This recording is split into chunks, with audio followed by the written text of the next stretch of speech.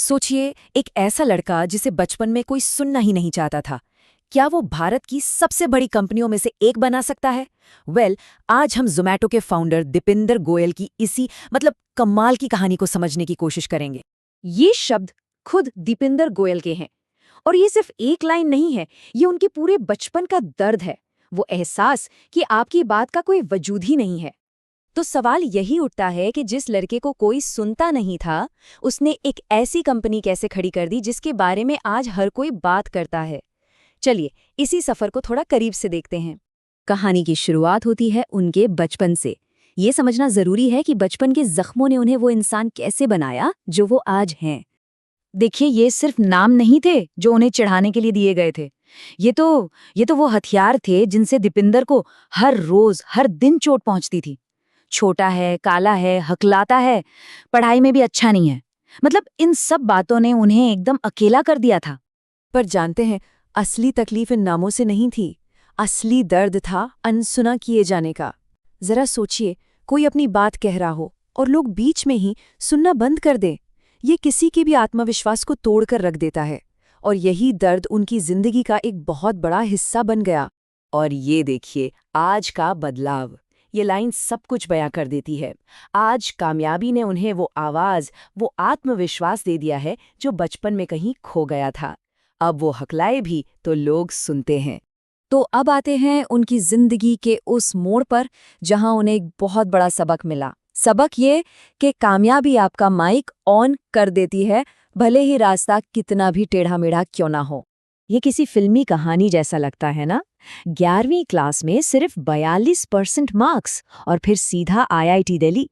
ये कहानी है किस्मत की, असुरक्षा की, और उस एक पल की जब आखिरी मौके पर की गई मेहनत रंग ले आई।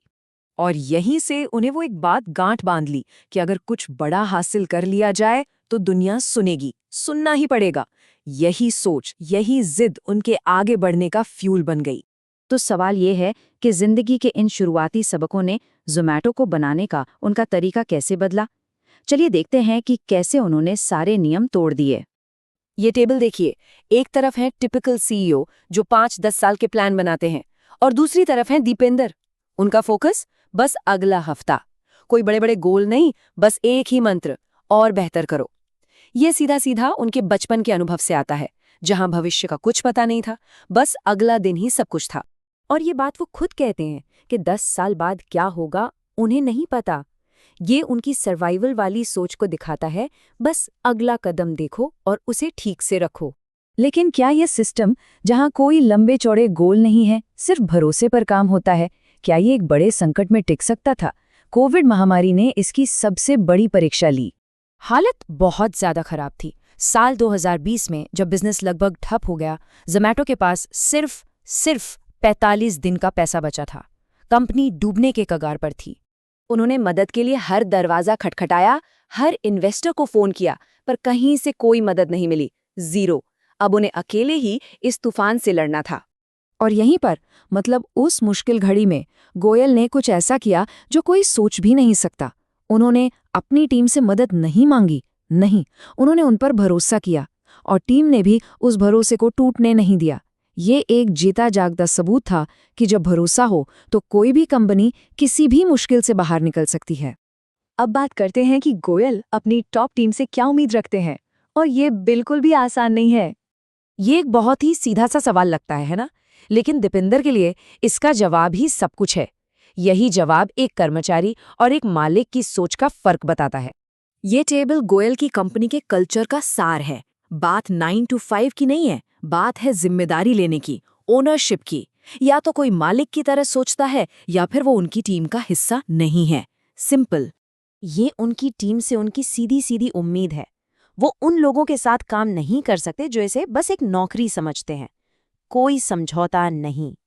और ये शायद दीपेंदर का सबसे विवादित पहलू है।